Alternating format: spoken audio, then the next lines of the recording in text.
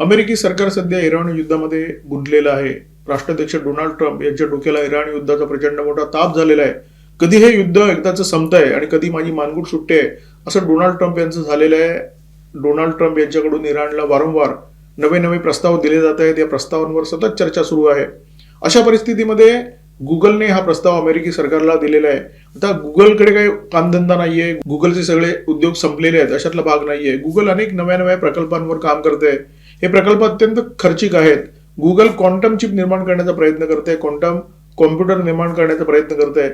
आता हे सगळे उपद्व्याप सुरू असताना गुगलला अचानक डास मारण्याची खुमखुमी का आली, निसर्गामध्ये हस्तक्षेप करण्याची खुमखुमी का आली, असा प्रश्न आपल्या सगळ्यांना पडणं अत्यंत स्वाभाविक आहे.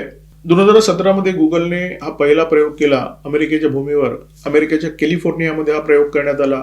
गुगलच्या प्रयोगशाळेमध्ये निर्माण झालेले डास कॅलिफोर्नियामध्ये सोडण्यात आले आणि त्याचा परिणाम काय होतो त्याची चाचपणी करण्यात आली. काय होता परिणाम?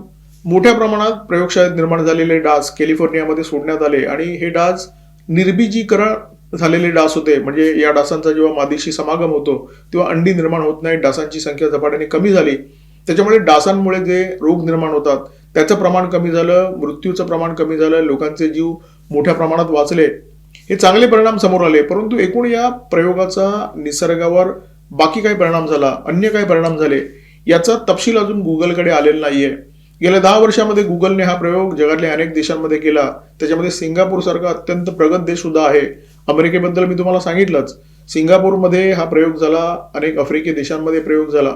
या प्रयोगाचे निसर्गावर नेमके काय परिणाम होतात त्याचा डेटा अजून गुगलकडे पुरेशा प्रमाणामध्ये उपलब्ध नाही. त्यामुळे हा जो प्रयोग आहे तो अजून व्यावसायिक टप्प्यावर आलेला नाहीये. म्हणजे याची व्यावसायिक अंमलबजावणी सुरू झालेली नाहीये.